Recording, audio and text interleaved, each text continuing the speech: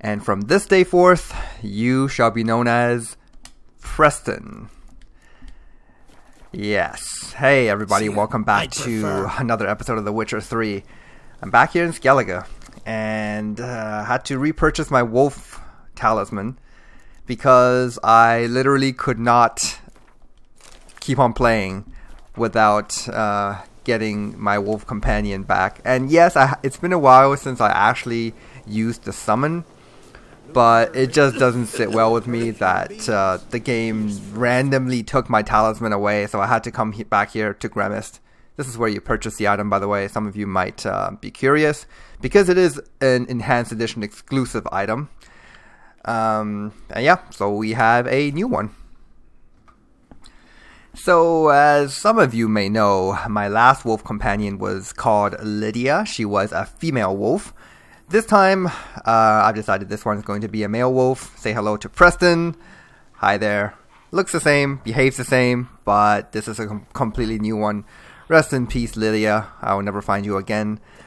But we shared some good moments together, I think. But now, it's time for someone new. Anyways, let's move on with our main story here.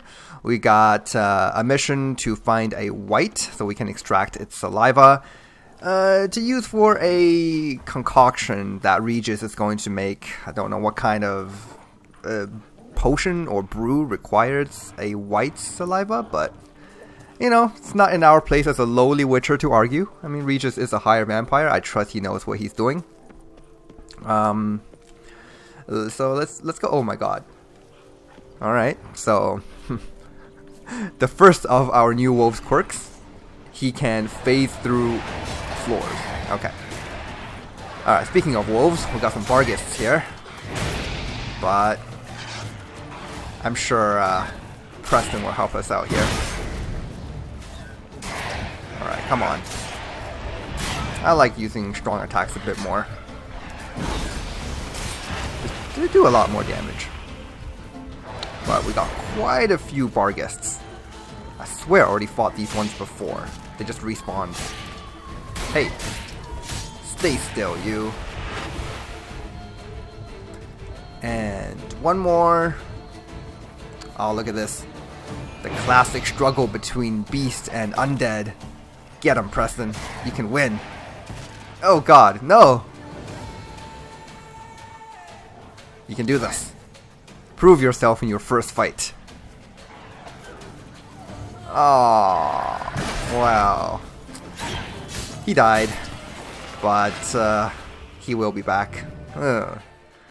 He's not performing very well, is he? Well, I mean, it's fair because I'm pretty sure these barghists can only be hurt by silver. And I don't think the wolf's bites and scratches are of the silver variety, so it makes sense that our wolf lost. But it's okay. It's okay. Just like Geralt, the wolf companion is in fact immortal, so he'll be back.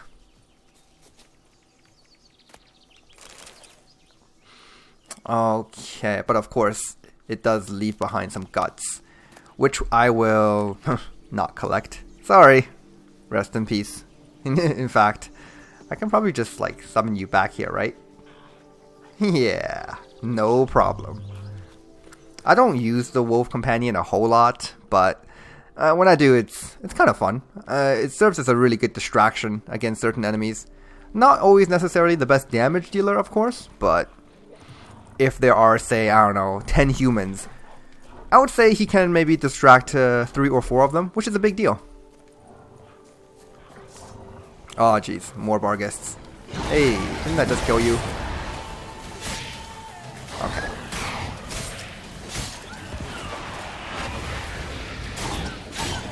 These guys aren't so bad. I mean, they're a bit more annoying than regular wolves because they have that crazy jumping phasing attack. But overall, not so bad. And they have a bit more health. Definitely better than Wraith. Oh yeah. Way better than Wraith. In fact, there are very few encounters in this game that would trump a pack of Wraith. Especially if you're early on in the game. Later on in the game, it's fine as long as you have enough poise to actually block their spinning attack, or If I'm understanding how the Spectre decoction works, you can just pop a Spectre decoction and not have to worry too much about that. But still, they are very difficult to deal with. They teleport around, they heal. They don't have a lot of health, but these bar guests, not nearly as bad. And oh boy, these are foglets. Cool. It's been a while since we fought these. In fact, these are the two-song variety with the horns. They don't behave any differently from normal Northern Realm foglets, but they do look very interesting. Time to end this.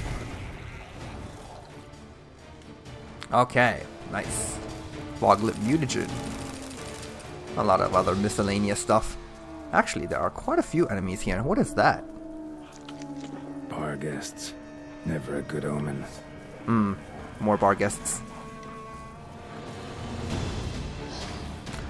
Alright. We know Preston won't be able to handle this guy, so How long you gonna make we're gonna just help out here a little bit. There we go. I like the way they die too. They just fade into oblivion. They're just gone forever.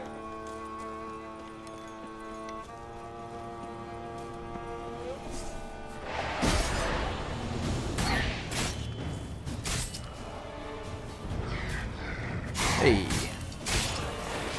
Okay.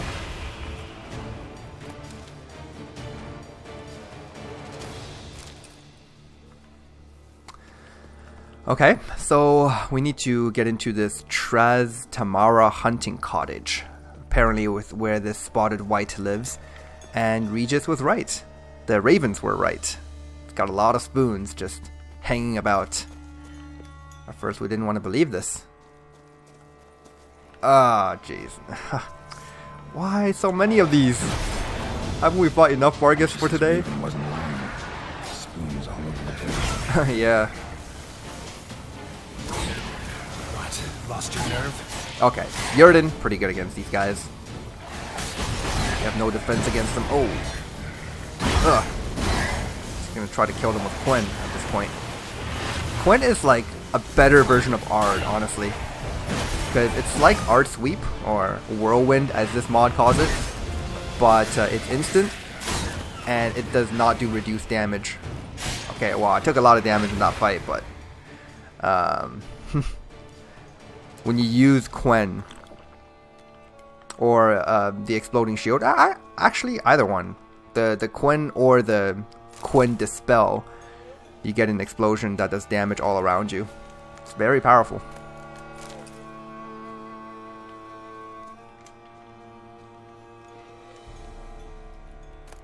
Okay, pick these up. I don't care what those are in the distance there. I'm not gonna bother.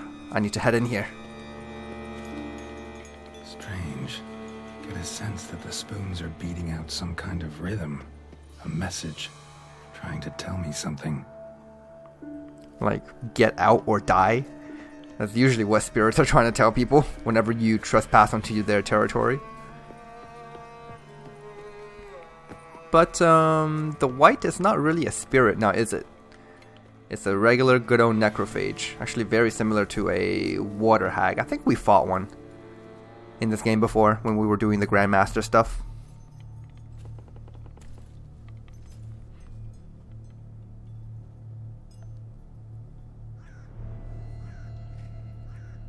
None shall sit and dine with you at your table.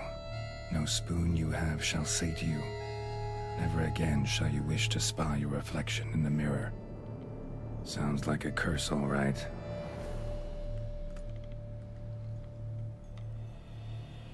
Written everywhere. Just in case. Somebody's clearly obsessed. Regis mentioned the place might be cursed. Can't be a coincidence. Need to look around.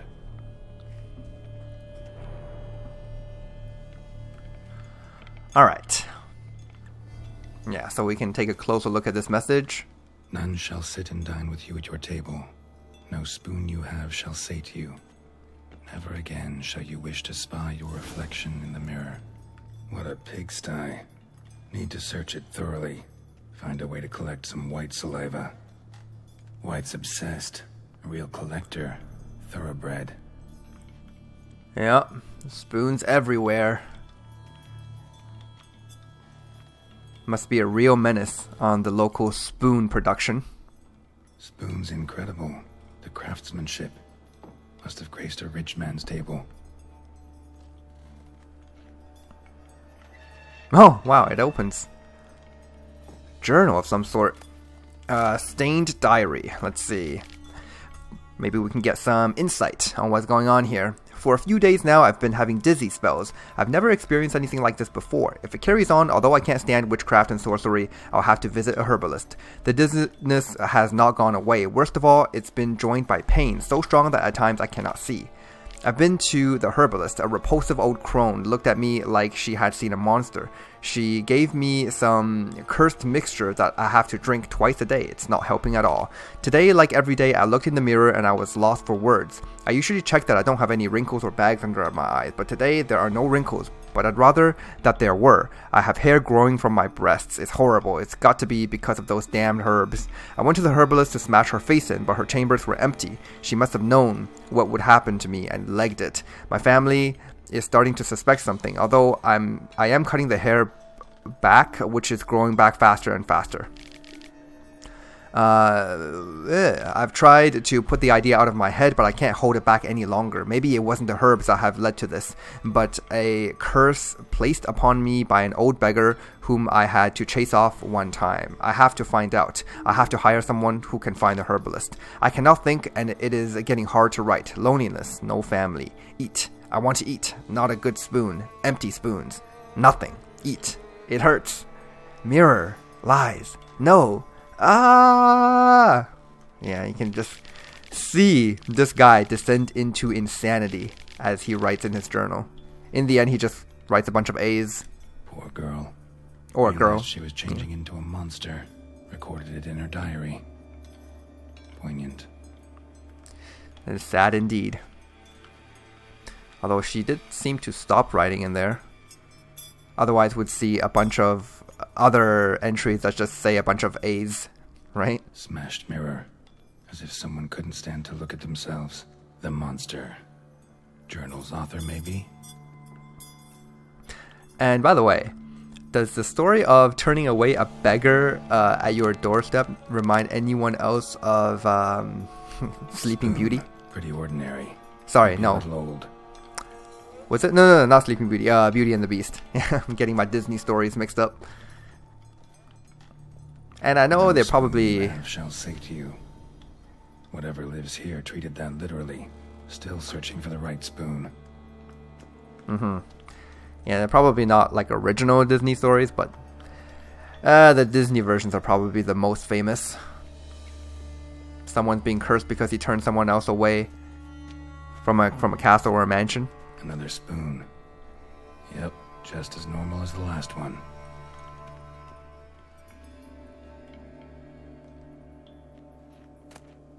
I can look at these spoons all day, but only this one is a key. A spoon key. Sophisticated crafting. Tag bears a description. White's a true collector. Oh wow, there's actually a note on the spoon, which is a key? That's awesome. This certifies the item up for auction, an antique spoon key forged at the Christopherson and Sons workshop in 1210. Belongs to Smeagol Circus, owner of the Pheasantry. Smeagol, huh? I wonder if that's a reference to Lord of the Rings. I don't think so, but it could be. White's obsessed. A real collector. Thoroughbred. Mm-hmm. Spoon. Pretty ordinary. Maybe a little old. Okay, here we have a bunch of skeleton bodies. Skeletons. Doubt they came here willingly. This have anything to do with the curse? None shall sit and dine with you at your table. It'd make sense. Yeah, all part of the curse. Woman's name scratched into this wooden spoon. Romantic. Okay. Decaying letter. Dear Master Levasseur, I know you track outlaws for pay. I have an unusual assignment for you. No doubt you wonder why I have drawn you out here, and why we cannot meet in person. You see, in my present situation, any kind of meeting is very risky. Not so much for me as for the person with whom I meet, for I am afflicted by a curse, or, as I hope, and why I have turned to you, the side effects of medicine given to me some time ago by a herbalist. Soon after I visited this herbalist, she disappeared without trace. I desperately wish to understand my illness, so I wish to hire you to find her. When you do, learn as much from her as you can about the medicine she gave me. If my suffering is a result of her wickedness, then make her provide an antidote. I assure you I have ample wealth and will reward you with no small part of it for your services. If it turns out my suffering is not the fault of the herbalist, please let her go. I will then have a different task for you, because this shall mean I am afflicted by a terrible curse, which only the gods can cure. I believe it was cast upon me by a certain beggar who came by the manor while I was hosting a soiree for a few friends. If you can find that vagrant, I will pay you double. Sadly, all I remember of him is that he sold mirrors. I am aware this is not much aid for your hunt, yet I trust in your considerable talents and wish you the best of luck. Marlene de Trastamara. So, a vagrant who is a merchant of mirrors. Does that sound familiar to anyone? Gonter Odim, maybe? Yeah? I love that reference to the Hearts of Stone, and it probably was Gonter Odim. I mean, who else sells mirrors in this world? I mean, for sure, he's not the only mirror salesman, but still. Alright, so let's head down here. Rattle some of these spoons. Actually does seem like a Wight's lair. Bit atypical, but still. Cauldron should be somewhere around here. A bit atypical, yeah. It's just a couple of spoons lying around, hanging around, everywhere.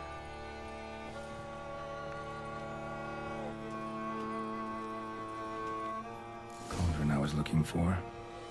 White's not particularly tidy. I'm gonna make a save here, just in case something bad happens. Another spoon. Yep, just as normal as the last one.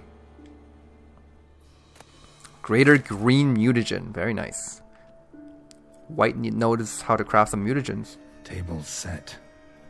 White, who lives here, is getting ready for some sort of feast. White that lives here, definitely afflicted by a curse, and it's been trying desperately to lift it. White's obsessed. A real collector. Thoroughbred. Alright. Ooh, I'm not gonna take either of those. I don't have enough. Yeah, I don't have enough carry capacity. Cauldron's empty, unfortunately. We just need some brew. Afraid he won't get that. No choice but to hide and wait for the saliva glands and their bearer. Need a spot that'll let me observe the cauldron. Okay, this is perfect. It's a closet with a nice little peephole.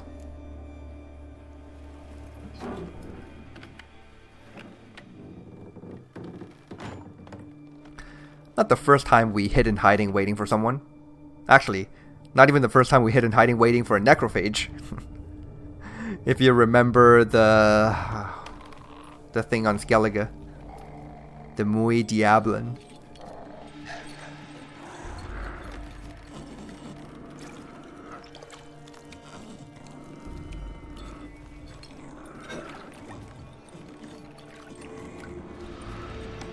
Man, this thing's actually more grotesque than I remembered. It's got very long legs. Oh yeah. Oh, I suppose they are supposed to be more humanoid. Because this thing is literally a woman transformed into a monster. Okay, at this point, we can either attack it or try to lift the curse. We're going to try to lift the curse. It's the more humane way to do things.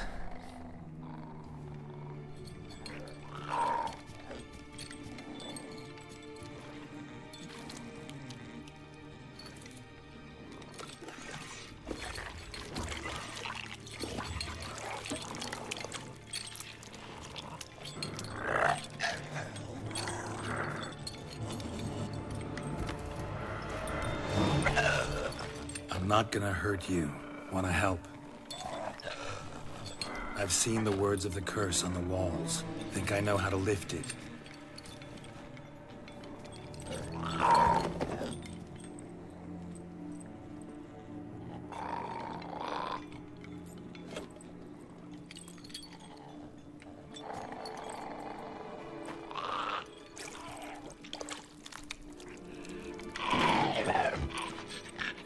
You tried to bring folk here, convince them to sit at the table with you, right? Well, I'm gonna be your guest now. Your willing guest.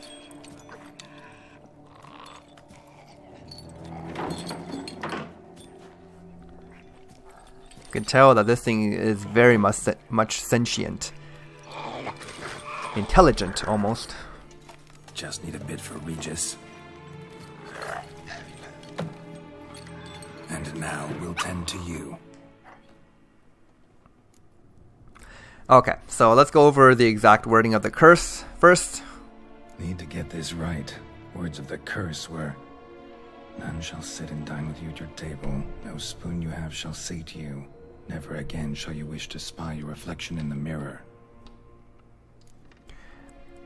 Okay, so we are supposed to do exactly the opposite of what the curse entails. I mean, I find that a little inconsistent. We will see. So first, we're gonna eat, not using this. Well, I mean, do I remember how this goes? No spoon, sate you, none shall. Okay, so none shall sit and dine with you. So we are sitting and dine with you willingly. So we are already going against the curse. No spoon shall sate you. So we are supposed to, like, it's very difficult to find the, I guess, opposite of that. I guess we're supposed to technically use a spoon to eat. So that's supposed to be the answer. But the reason I say it's a little inconsistent is because I believe the correct answer here is actually to eat without using spoons. Swapping spoons is not going to make any difference at all. So let's just go with this one.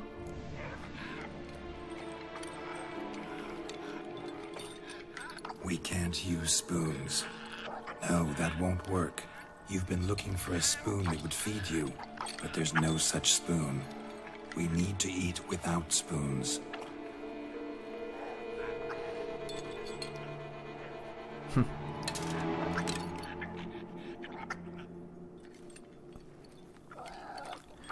Here we go. We're gonna eat some necrophage brew. Ugh. Just a thought of that. Oh god. Open your eyes. You need to see your likeness.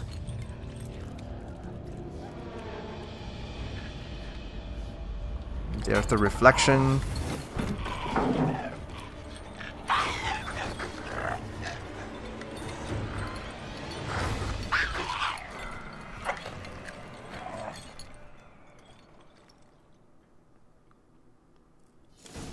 Okay, and it runs off.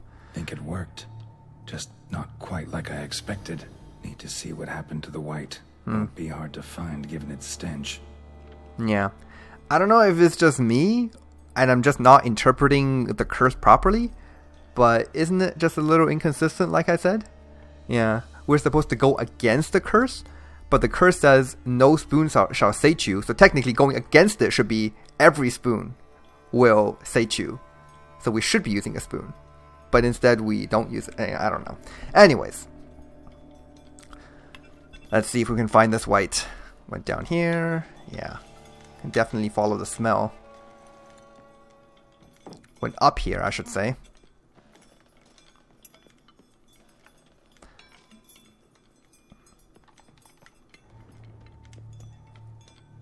Oh, it went pretty far.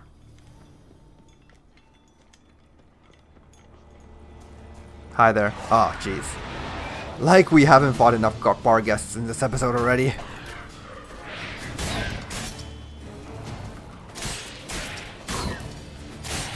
Exactly 7 hits to kill one. 7 light attack hits. Okay.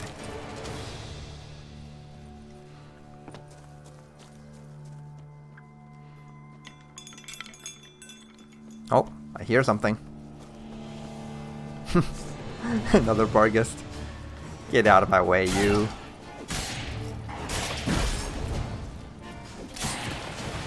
Four strong attack hits. Alright.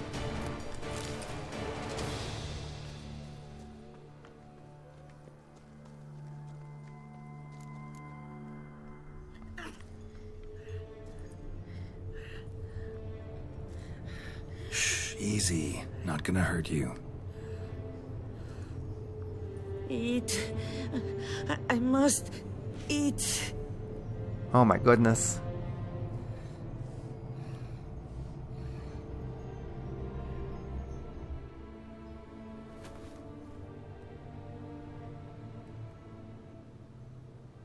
I'll take you someplace safe.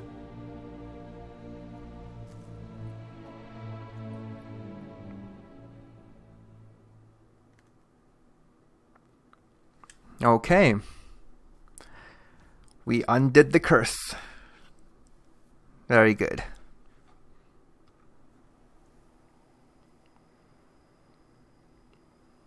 Oh, actually, we took her back to Corvo Bianco. So I Wait a took her minute. by the hand and led her here. Seemed the only sensible place for her. You did the right thing, sir. She should recover quickly here. I'm deeply pleased finally to make your acquaintance, sir, though I do regret the specific circumstances. In all the commotion, I fear I neglected to introduce myself. I'm Barnabas Basilfolti, and by order of the Duchess, I am to serve as your major domo at Corvo Bianco. Nice to meet you, Barnabas Basil. Love to talk more, but got urgent matters to attend to. While I'm gone, please make sure she gets everything she needs. Don't worry, sir. I shall see to everything. She is safe here and in good hands. She'll soon be back on her feet. Might actually take a while. She hadn't eaten anything in over 100 years when I found her. Horrid. Whatever brought this about? The reason I'm surprised is we've actually never been to our estate just yet, the Corvo Bianco. I mean, we got it as part of a reward from Anna Henrietta, but I haven't really decided to come by here yet. But I'm surprised Geralt would actually bring her here. Okay, that's cool though. That's very cool. And now we finally meet Barnabas Basil, our major domo for this house. We're going to have to get really well acquainted with him because, yes, we will be spending some time with him in order to renovate this house a little better. So, yeah, let's just talk about the curse a little bit. Told me her story on the way here. Her name's Marlena. She was once the very beautiful and proud heiress to the Trastamara estate. One evening, when she was holding a banquet for friends, a beggar came to her gate seeking alms. He had a bowl and a spoon with him. He sat outside her fence and waited. I've heard of the custom. An ancient rite of hospitality that obliges one to give food and drink to such a guest lest he depart hungry. To neglect the custom is to bring great misfortune down upon oneself. Marlena didn't care a whit for the old customs. She drove the man off, saying she'd rather feed the leftovers from her feast to her dogs than to give the beggar anything. The beggar then broke his spoon, cast a curse. She was beautiful, so he said she'd never wish to look at herself in the mirror again. Since she adored feasts, he swore no one would ever wish to sit and dine with her. And as she even refused him the crumbs from her table, he swore she'd never find a spoon in the world that would sate her hunger. A harsh punishment. I imagine lifting the curse was hardly simple. Oh no, it was very difficult and confusing actually. Curses are tricky. They play on irony. Always gotta figure out what the catch is. Marlena had spent decades looking for a way to lift it. Transformed into a wight, she stole spoons and lured folk into her home, trying each time to get them to dine with her. Didn't work. So what did? Someone had to sit down and share a meal with her, of their own free will. They had to eat without using spoons, and make her look at her reflection. That's it? That was all it required? Simplest solutions are sometimes the last that come to mind. Besides, when you're a wight, it's pretty damn hard to find willing human company for a feast. I imagine so. But, most importantly, it is now over. Please, don't worry. She will be in good hands here. Okay, so at this point we can actually have Barnabas here explain to us a little bit more about Corvo Bianco. Yeah, I think it's about time that we just unlock this place in general. So yeah, let's get this. Vineyard comes across as a place with a rich history. Get this going. Know who owned it before me? Baron Rossel, who went bankrupt, forcing him to sell the estate to the Duchess. The Baron, in turn, had purchased it from Monsieur Bolius of the Headsman, a truly colorful man of Kedweni origin. He was actually a headsman? No, not him, but his great-great-great-great-grandfather. Indeed. Apparently, he was a common cut-purse who somehow secured for himself the post of ducal headsman in Beauclair. Went about his work with an exceptional penchant. They say he chopped off more heads than there are grapevines in the ducal vineyards. He never hesitated, not once. Never sliced unevenly, never botched a job. For his exemplary service, the Duke granted him a title and this estate. Monsieur Beaulius, on the other hand, was an engineer in his younger years. Once retired, he settled here and took to producing wine. Sadly, misfortune struck, and he lost his sense first of smell, then of taste. Additionally, he could not drink alcohol. His medic forbade it. Shame that. He gave up making wine? Not at all. He made even more of it. Began throwing wild balls to which he'd invite friends from far and wide in order to treat them to his wine and delight in the fact that at least someone could enjoy it. It's the sort of man he was, Monsieur Beaulius. Okay. You know what? The more I think about it, I think I want to do this at another time. Right now, I have more important things to take care of. Yeah, you know what, Barnabas? I will be back. Okay? Thanks. Gotta get back to my business now. See you soon. Yeah, so now that updates the quest, No Place Like Home. And yeah, this place looks really run down because we haven't really renovated it yet. But we'll be back. We'll be back to talk to our majordomo here and Marlene. Yeah, not Marlene because that would be too plain. She would be called Marlene. Okay. But yeah, this entire estate is ours. Along with the vineyard and everything else, really. And Roach is already having a really good time. So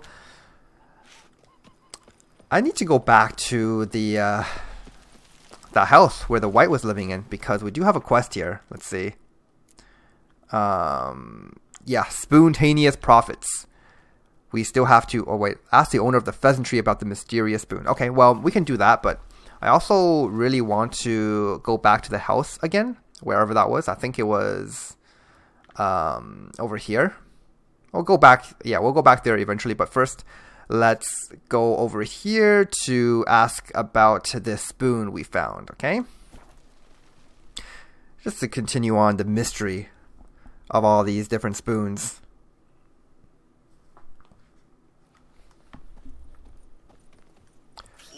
Okay, very good. Bright and early, 6 a.m. I hope the inn is open at this time.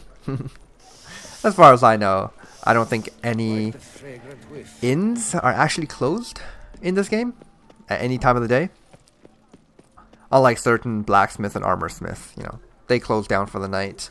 Some, not every single blacksmith closed down. They say a great deal about you, Witcher. Alright, here we go. This is the pheasantry. Nice. Is this our first time in here? Yeah, I think it's our first time in here. Very cool. Hey, innkeep. Welcome to the pheasantry. Oh, no, it's not our first time. Huh, why did it look so new? Okay. About the spoon. Spoon like this. When you set a place, where's it go? My oh my. It seems rather a fanciful bouillon spoon. Or a key of some sort. There's a note here. Yeah, note led me here. Any idea what the key might open? Never seen it before. But you might search the cellars. The previous owner left all sorts of knickknacks there. Oh, okay, thanks. See you later. Eat, drink, and be merry. Checking the cellar. Is that through here? Am I too late to sign up? We've one slot free. Nope, it's not here. That's actually where we get started with the Gwent side quest. So where is the cellar? It can't be upstairs, can it? Oh, no. It's back here. Did you kiss a sweet shining Excuse me. Just gonna wander on back here. I'm surprised she lets us come down here to explore without supervision. Who is this? Yes? Barmaid chopping up an apple. Okay, very nice. And here we have an old pamphlet. Okay, what's this one about? Dear Beauclair, wake up, you are being diddled in the derriere by a ruling elite which plays you like fiddles. In broad daylight, they have conspired to deprive you of the rightful heir to your throne. It is the Duke's eldest daughter who should take power after his death. Yet he has fed you far-fetched tales about some curse and forced on you his younger daughter. Do not stand idle, do not tarry, revolt. All those who will not allow such treatment of themselves and their fellow subjects, let them be at the ready. The rightful heiress to the throne might return at any moment, and then she shall need our support, a concerned subject. I don't think that's going to happen. The people of Beauclair and Toussaint really do love Anna, and just because she is technically the younger daughter, which we will discover, doesn't mean people will just oust her for essentially no reason. Okay, here we have Smeagol Louise Circus's cookbook. Book contained hundreds of recipes, but instead of the recipe for Beauclair rabbit on the last page, there are only a few chaotically written lines. Lebioda's wedding wounds. I've scoured dozens of elven manuscripts, and at last I've found it. I know now what the spoon key I purchased at auction unlocks.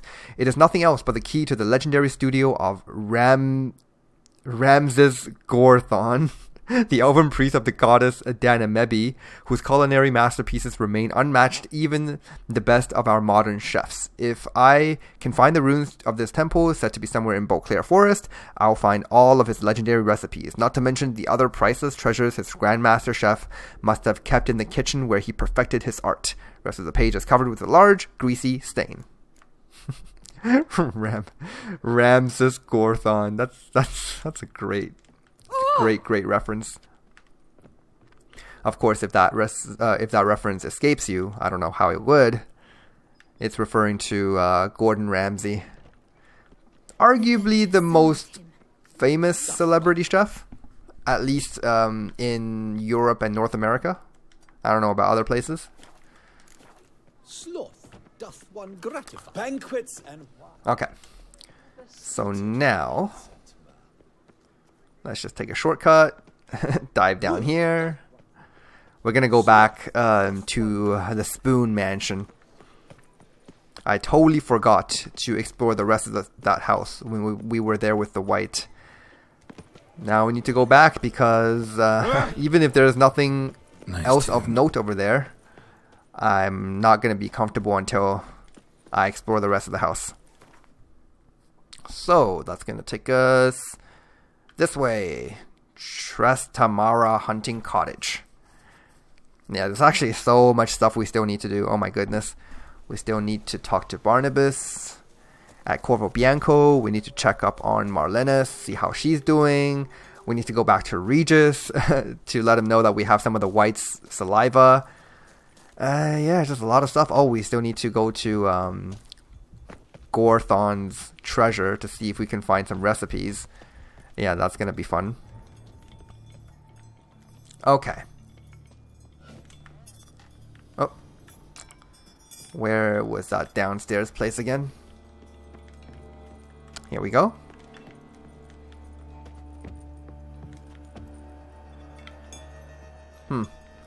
So she lived here for 100 years, huh? Wow. You think after 100 years of no maintenance, this place would just completely fall apart. But no. Yeah, so this is the place I wanted to explore. Look at this! There's so many spoons! It's like an entire ocean of spoons. Oh, wow. How long she must have had to collect all this stuff. Jesus. Oh no! Key required! Damn it. I wonder if...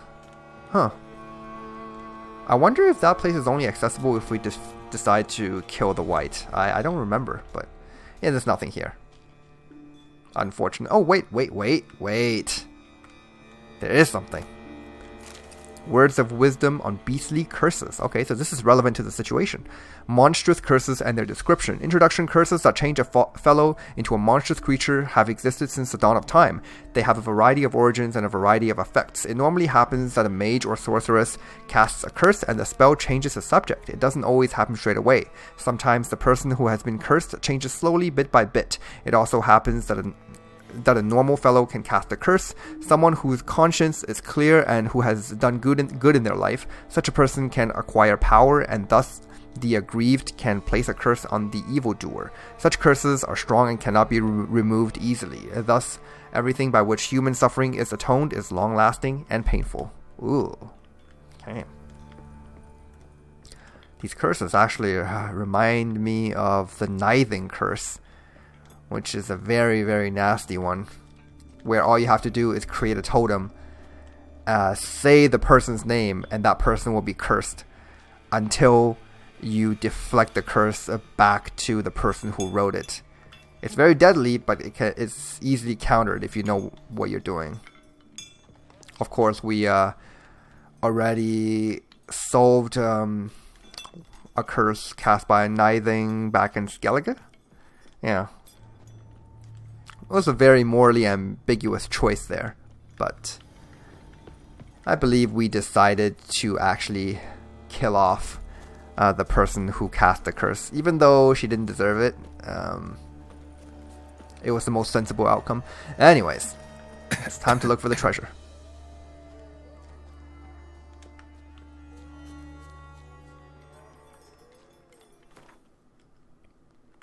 Okay, so this is going to take us all the way up here. Oh my goodness.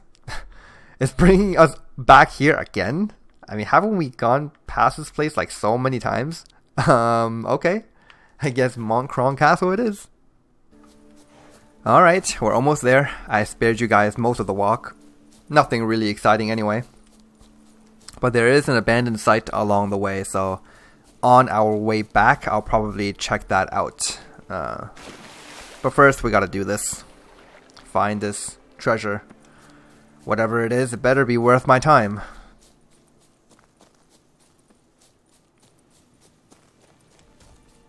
It's an enemy over there. Oh well. Enemy over here.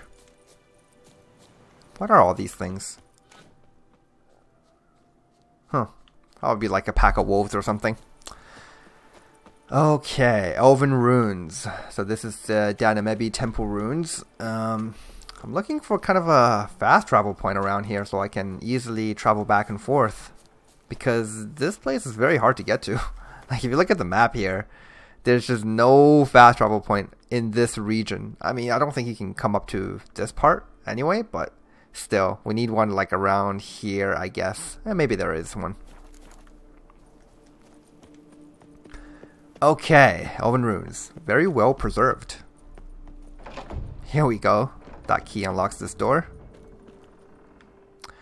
And, oh, look at this. It's like an entire storehouse full of vegetables and stuff.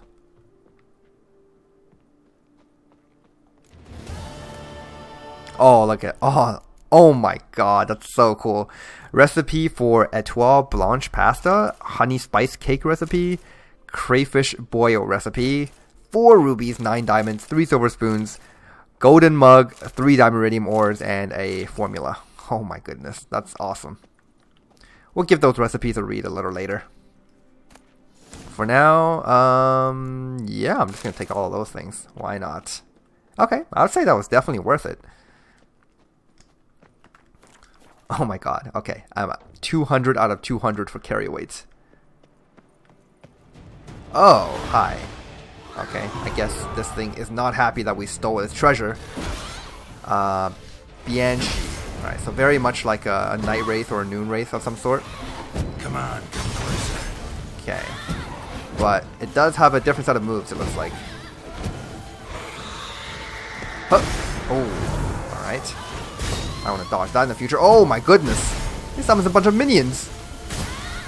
Oh! Okay, gotta watch out. Stamina is a... Oh. Stamina is a thing. Ugh! Can I even kill these things? Yeah, okay, some of them died. Come on, just kill the Bianchi. Yes! Oh, wow. Alright, definitely very different from a Wraith. I did not expect it to summon so many little minions. Whew. And we got a Banshee mutagen. Cool. if I have to wager a guess, that is going to do something with Vigor regeneration. Or possibly, let's see, Vigor regeneration. That's what I'm going with. The Ard sign intensity, that's so random. You can't even use Ard on specters. Alright, I guess I was totally off there. Okay, let's deposit all this stuff into Roach. And I do need to sell off some stuff. In fact, I think I'm gonna deposit this weapon. I'm never really gonna use it. I'm not gonna use this one either. This Great Sword of Camelot. So, I don't know. I'll keep it anyway. For sentimental reasons. I suppose I can do that with the Ancient Elven Sword as well. It is a unique item. Okay. So, that's good. Yeah, so as I was saying, I did run across an abandoned site on the way here. Let's just get this done as well. And then we'll see what to do after that. I don't know if I want to return to Regis just yet. I know we really should, but I also really want to play around with our vineyard in Corvo Bianco. Yeah, that looks like it's going to be fun.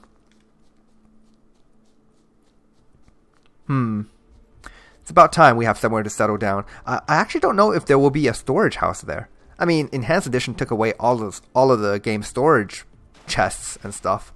But maybe the one that's in the house was left alone? I can only hope. It would be really good to have some sort of permanent storage so we can store some weapons and armor away for sentimental reasons, but I don't know. With the game's current carrying capacity limit, it really does leave no room for sentiment.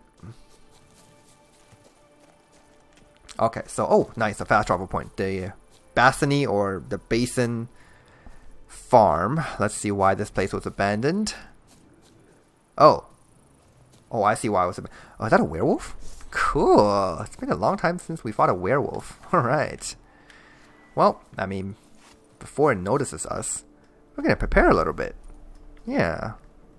Using oil.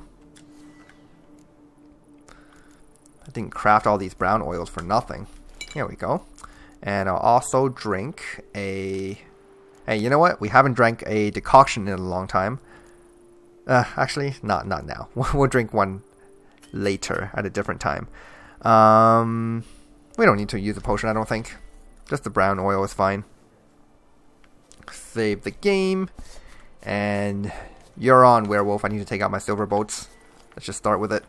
Boom. Oh, nice. Got a decoction effect. And I think it was eating this woman. Ugh.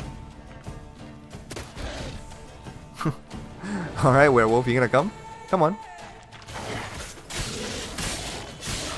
Oh, that felt pretty good. Ow, really? I thought I parried that on time too. I still got staggered. This is with the Ursine set bonus, mind you. Oh, nice, I froze it. Oh, that's awesome. That's amazing. And now it's snared. Beautiful.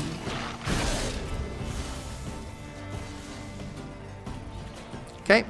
Shoot some more boats at it. Yeah, I can tell it wants to heal, but I'm not going to give it a chance to. Let's kill it. Give it a nice rend. Ugh. Oh, God. You see now why I don't really love rend?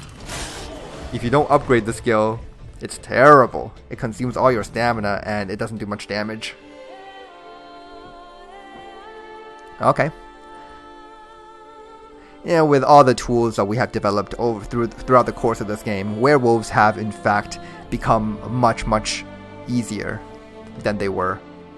There was a time where a werewolf would take me several attempts to defeat, because we didn't have tools like, you know, the metamorphosis, or a very powerful Yurden, or silver bolts, or heck, even just a really good weapon. We could use one around here, full time. Huzzah, honey dumpling! After a feat like that, I've half a mind to kiss you. Alright, that's very flattering. So, werewolf pelts, mutagen, and... Oh, eviction notice. Held by a werewolf.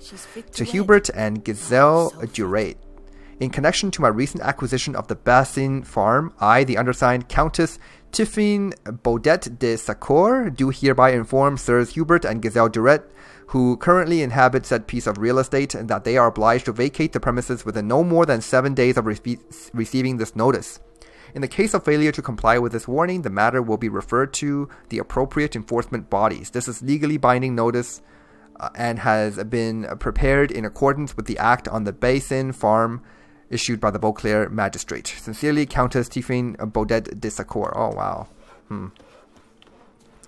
I guess Hubert was very upset about this eviction notice and he transformed into a werewolf. And I'm also assuming that the woman that she was eating is this Tiffin person. Yeah. Did not meet a good end. As is the case with most of our stories involving werewolves. Okay, it doesn't look like I can visit any of these houses. Well, there is actually a person who will cut my hair here. I don't think I will get Geralt's haircut. I like his beard. I like his haircut. This is not the default Geralt haircut. This is more of the younger Geralt hair. But I like this one more than the actual Witcher 3 haircut. So, and plus, a beard just works so well on our Witcher here. But I will talk to the guy. Were it not for you, Witcher, that werewolf, he'd have devoured us all. The werewolf. Did you kill it? Mm-hmm. It murdered folk, devoured sheep, ravaged the farm. Oh, what a relief that's done with. I thank you. If you wish, I shall give you a trim. I just need a moment. My hands are still shaking. Okay. Well, no thanks. Oh, wow. Need a new coif. Need a shave. No. Let's just talk about how you wound up here. What's a barber do on a farm like this? He shears sheep, because sheep are calm, unlikely to scream at him if a lock is out of place, or a color a touch off the desired shade. And here, no one threatens to shorten you by a head if you trim a bit too much. Somebody threatened to do that to you? To me? No. But, well, one hears things. I found it impossible to work under incessant pressure. When I saw the notice, urgent specialist sheep shearer sort, well, I didn't give it a second thought. And it was pleasant at first, but then that werewolf appeared. I see. Okay.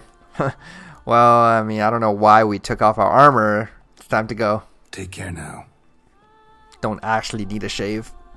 Were it not for you, Witcher, that werewolf, he'd have devoured us all. Alright, great. Time to move on. Report back to Regis, and that is definitely what I'm gonna do. Why do I still look like I have my sword out? Hold on. Hey. There we go, that's better. Time to go.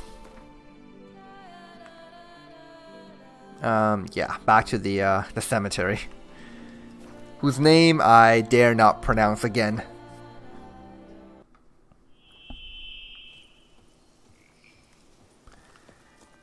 Here we go.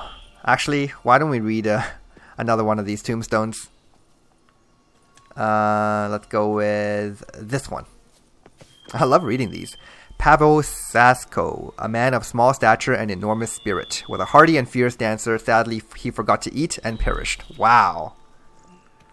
Actually, as ridiculous as that sounds, that actually happens to people. Like, there are people out there who think in order to lose weight or something, they would just eat nothing but, I don't know, celery and carrots.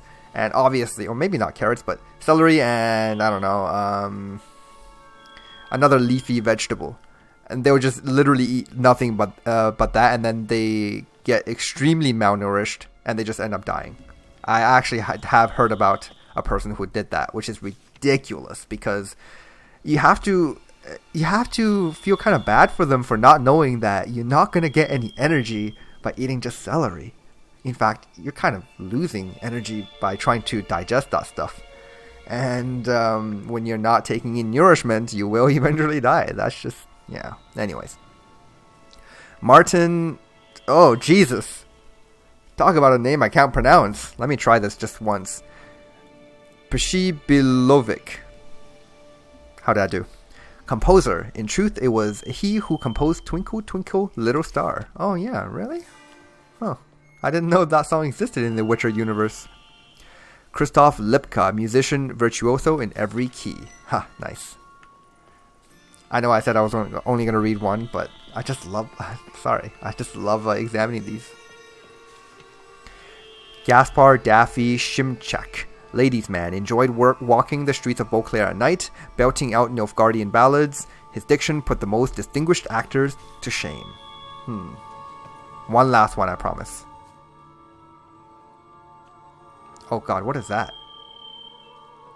What is that? Oh, it's just a panther. Okay. I thought that was like some kind of grave hag or something. Okay, Lucas Sliva mistook Belhaven for Roghaven. Warp time and space. What? Belhaven? What? Roghaven, I believe, is the place where Vilgefortz came from. Belhaven, I definitely heard the name. I just don't remember what that place is or where it is.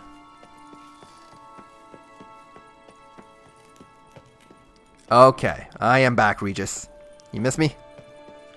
I'm sure he missed me. Where is he? Oh, he's up here. Okay. Oh, wait a minute. I see some lootables. Here we go. Biography of the Vampire Regis from the Quill of Dandelion. Oh my goodness. Oh, Dandelion. Actually, if there's one thing I really want to read that Dandelion wrote, is his book called Half a Century of Poetry. He keeps on going on about it in the Witcher books. And actually, I think when Dandelion escaped from Tucson because he was exiled by Anna Henrietta, all of his manuscripts of what he wrote in Half a Century of Poetry were just burned. But he claims that most of that information was actually stored in his brain, and he can write it up anytime he wants. I don't know. If there's any future Witcher game, I would really love to see like a book series, I don't know, 50 parts, called Half Century of Poetry. That would be a really fun read. We're not going to talk to Regis this time. Yeah, we are kind of approaching the end of this episode. So we're going to read some books just to end things off. And we'll continue with the main quest in the next one, okay?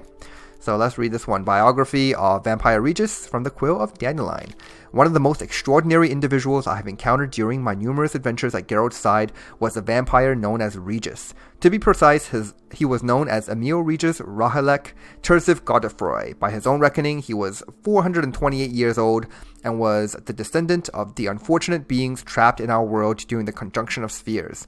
You are surely thinking, dear reader, about catachans, alps, and other such monsters, and are pondering how it was that the Witcher, who it must be admitted is a slayer of monsters, came to keep such company. I must here explain that Regis was a higher vampire, a creature which physically does not differ all that much from a man. Higher vampires are also much more powerful than their wild confreres, and their regenerative abilities significantly outpace those of anything else you have encountered or can even imagine. But it is not because of his outer appearances or inner strength that Regis became our dear companion. True, he could be pretentious and rather pompous in his frequent length perorations, but one would be hard-pressed to find in him the haughtiness usually present in higher beings. Regis valued human life dearly and refused to kill unless forced to do so. As he once confessed, higher vampires do not in fact need to drink blood at all in order to survive. They treat it somewhat as we treat alcohol. A rough grasp of this dynamic might be given to you by the fact that when we met him, Regis had been abstinent for years. He never revealed to us why he decided to join our search for Ciri. He had never met her before, nor did he live to see her. He died at Stig Castle. Stig Castle? Okay. I think the books refer to that as Stiga Castle, if I'm not mistaken. Or maybe it is Stig. I don't know. During the battle against the madman Vilgefortz, who was responsible for the whole affair. He died for a cause which he surely did not fully understand, but he did it to defend those who he held dear and simply because it was the right thing to do. actually, Regis died for someone he did not even know. For 2 people he didn't know. First of all, there's Ciri. And second, it was Vilgefortz who cast a fire spell at Yennefer. That's when Regis jumped in front of the fireball and got incinerated. So, and I don't believe Regis and Yennefer have met before that moment. So really, he died for someone who he just had absolutely no clue about, which I find very ironic, given what Dandelion writes here. I shall always remember him as a rural surgeon reeking of herbs. That is how he came to us during our first encounter at the Fencairn Necropolis, when he treated me and my companions to a fantastic brew he made from mandrake root. Wherever you are, my friend, bottoms up. Oh, that's nice. That's so good. I get very sentimental about these things, and hearing Dandelion describe what kind of an awesome person or vampire Regis is, that's just great. I'm coming out here because I want to access Roach's inventory, and maybe we'll read one more. Yeah, let's just do one more. What do we even have? I know, oh yeah, I should take out these books that... let's see. You know what? Not these two. Let's do these recipes. 1, 2, 3. Yeah. We'll count that as one more.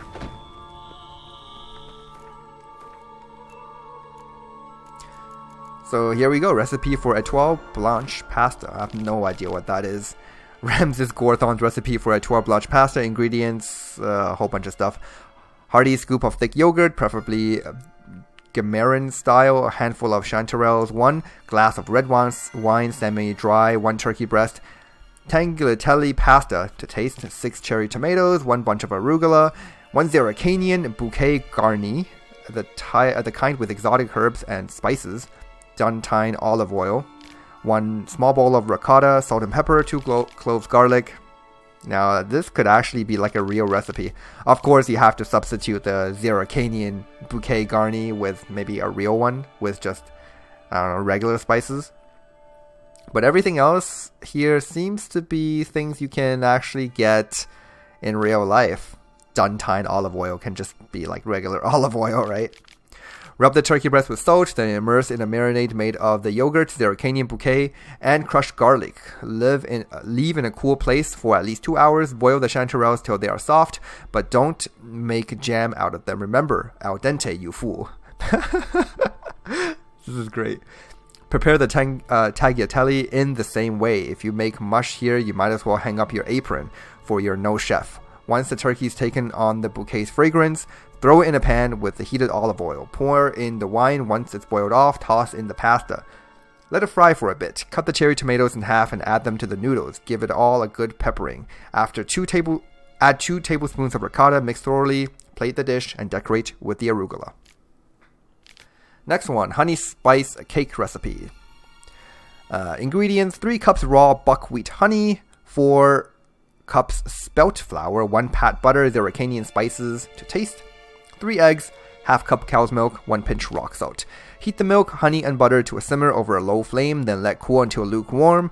Add flour, eggs, and salt. Work vigorously until light and very sticky. Then put in a clay pot, cover with cloth, and leave in the cellar for a few days. Before baking, take from the cellar and leave in a warm place. Split into 3 equal parts and work each with a rolling pin. Bake each part separately in a hot oven for 20 minutes. Tastes great with plum marmalade. And finally, crayfish boil recipe.